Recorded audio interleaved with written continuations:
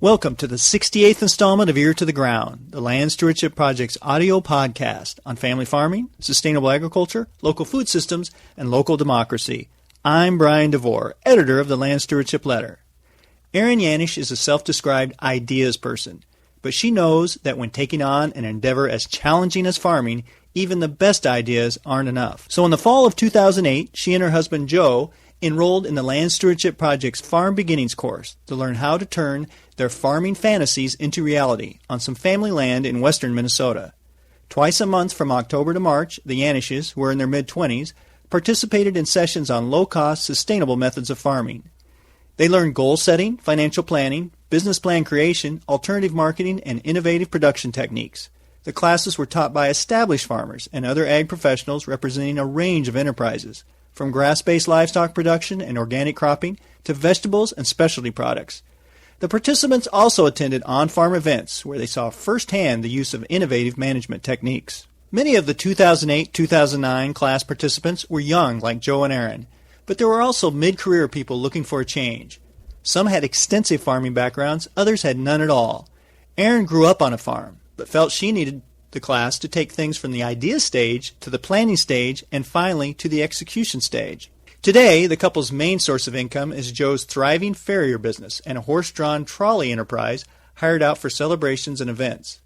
But Farm Beginnings gave them the confidence to pursue their ultimate goal of converting a 185-acre crop farm formerly owned by Erin's late grandfather, Wilfred Schultz, into an operation that can produce food for local markets. The Yanishes live with their 3-year-old son Gabriel in the original farmhouse. In recent decades, the land had been devoted to intensive row crop production, and it took its toll in the form of erosion and low organic matter. Joe and Erin are dedicated to bringing life to the land by converting crop acres into perennial forages like grass and hay. They have a small herd of bred Piedmontese cattle that they plan on using as a basis for a grass-fed beef enterprise. On a recent morning, Joe and Erin showed me a former cornfield that had been planted to oats, the first step toward conversion to a rotationally grazed pasture. Next to the stand of oats was an alfalfa field. It was clear the land was healing itself. After the farm tour, we sat down and chatted about taking a farm from the idea stage to a reality that's viable from an economic, environmental, and quality of life standpoint. I didn't know what it all took to do things. And so Farm Beginnings was great because it opened up a network of people for us so that we could call on them. We could see how their operations are running. We could learn from their good fortune and mistakes and try to prevent any kind of mistakes of our own. Yeah, in the beginning we knew what we wanted, and we knew we wanted a finished product, but we just didn't know how to get to that point. In the beginning, I have a full-time job, and for me to get into this is more of a thing for Erin, but then I kind of got on the bandwagon with this, and to find out what it all entails, I thought it would just be so overwhelming for us. Time-consuming, but after we going through the Farm Beginnings and going to all the tours, you find out that you don't know everything, and you're not going to know everything, and you got a group of people that are going to help you out, and it's not as bad as what you think it's going to be. It goes a lot smoother with your group of people that you can call on, and these people it's great because these people you can call on them any time, and they're more than willing to help. And that's a goal for us in the future, is to be like that, so that people can come to us so we can help them out later on down the line, because they're going to be in the same situation that we were. If we can lend a helping hand, that would be absolutely wonderful. I think that's really a really good point that you make, because a lot of people talk about, in the end, the most valuable part of Farm Beginnings is that networking, and because it's one thing to take the class, see some interesting things going on, even visit some farms, but then it's the follow-up networking where once you're in the reality of the situation, being able to maybe give somebody a call and say, oh my gosh, what's going on here? And that's what's wonderful about the Farm Beginnings class, is that you have such a network of people, from pig farmers to people who plant flowers, to do CSAs, to dairy, to you name it, they have it. So in the beginning, Erin was considering doing a dairy, and from now our plans have changed over the course of the year to chickens and possibly a smaller CSA with vegetables, beef, and eggs, and just kind of going on from there. When you go through the classes, it kind of gives you your holistic goal that you want, and that was the main thing for us.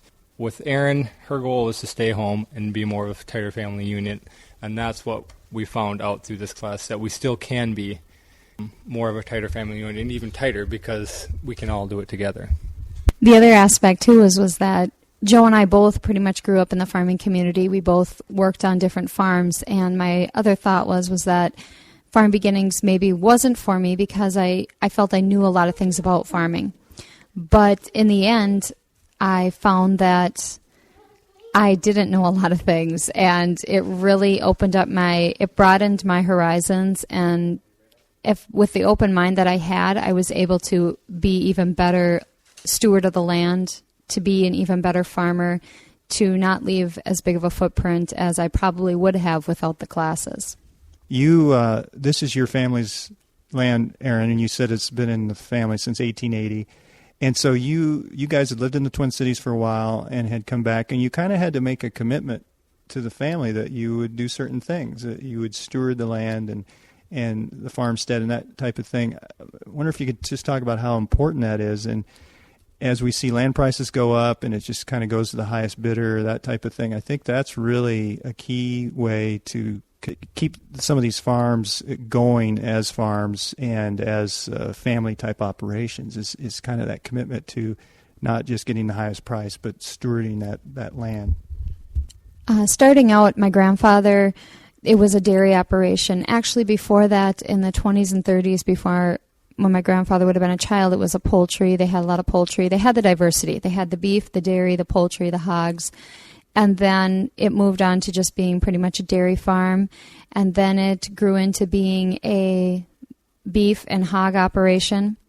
And then in my grandfather's later years, he started doing rotational crop.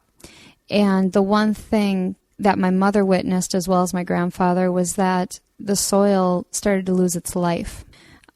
They noticed how you could dig a patch and there wouldn't be the worms. And the other thing we noticed was the erosion to the land, something you never will see on something that is kept naturally. You won't see this huge erosion, but with all the planting and such and then the rainfalls, it was just tearing apart the land. And so that was the one thing that he really wished that his place would go back to the simpler times as far as healthy, natural, happy. My mother actually was the one that vowed to my grandfather that she would take back the land and put it back into a more warm, livelier land.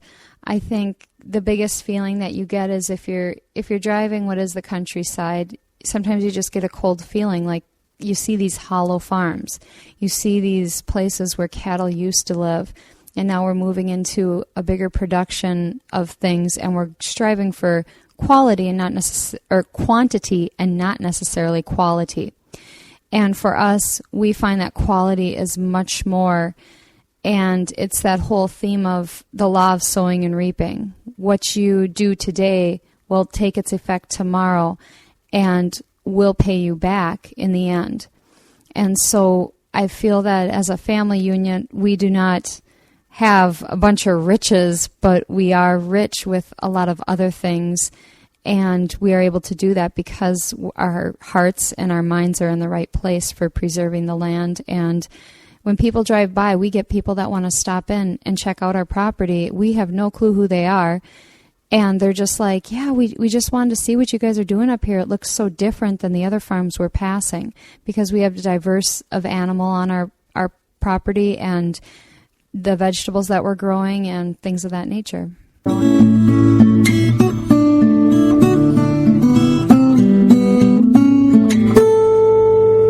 For more information on Farm Beginnings, see www.farmbeginnings.org. That's farmbeginnings.org. More on the Yanish operation is available at www.silverleaffarms.net. That's silverleaffarms.net. If you have comments or suggestions about this podcast, contact Brian DeVore at bdevore@landstewardshipproject.org, or you can call 612-722-6377. Thanks to Laura Borgendale, Western Minnesota musician, for Ear to the Ground's theme music. And a special thank you to all of Land Stewardship Project's members who make initiatives such as this podcast possible. If you're not a member, visit landstewardshipproject.org to learn how you can support LSP. Thanks for listening.